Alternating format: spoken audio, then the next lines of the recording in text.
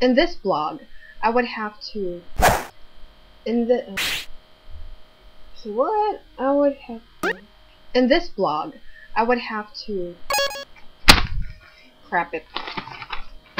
Magtatagalog na ako. Just for this blog, magtatagalog na ako.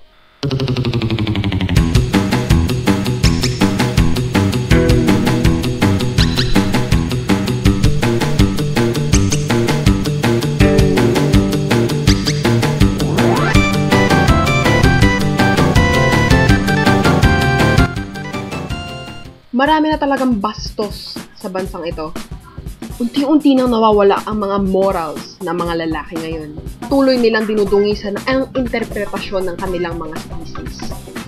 Pag sinabing man, para sa akin ang kahulugan yan malakas, intelihente, makisig, dominante, at kung ano-ano pa. Kaya nga sila yung nakakaangat sa mga babae noong sinaunang panahon. Hanggang ngayon, hindi mo pa rin matatago. Sila pa rin ang dominant over girls. Men are natural born leaders and gentle.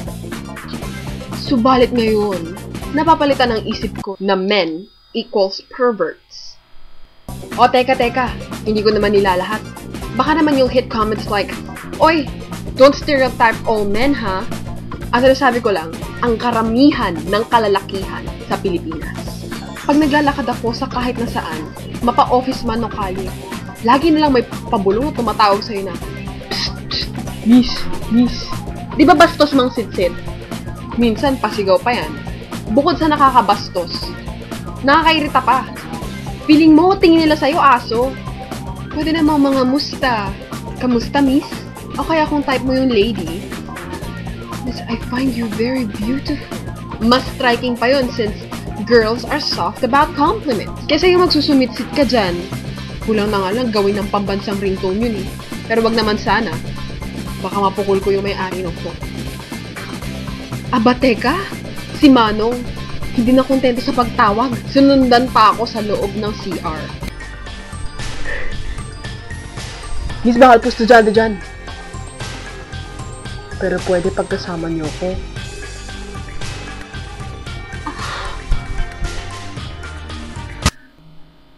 Get out? Paul, nag-aayos pa naman ako ng panloob ko nun. Napaka-pervert. Talk about breaking the boundary. Di ba sexual harassment yon? FYI lang considered harassment po ang simpleng pagbibitiw ng salita o pag-cross ng sinasabing space between people. Teka, baka isipin nyo OA ako Araw-araw, maraming naaabusong young ladies, hindi lang dito sa bansang ito. Mapa-mentally, emotionally, socially, especially physically. Madalas sa MRT, pag sinabing babae lang sa unahan ng tren, may papasok pa rin guy. Okay lang Pero yung iba,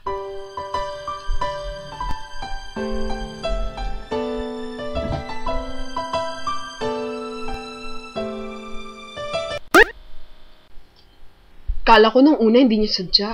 Nung pumangalawa, umalerto na ako.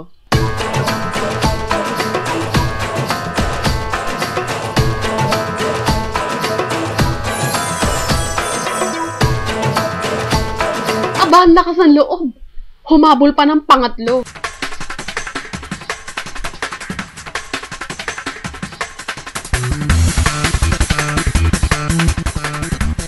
Bastos? Ngayon ka lang ba nakahawak ng puwet? Kala niyo ba kinikilig kami pag ginagawa niya yon? Parang katumbas yun ng sapak. Sapakin kaya kita? Nasisiyahan ka ba? Masisiyahan ka ba?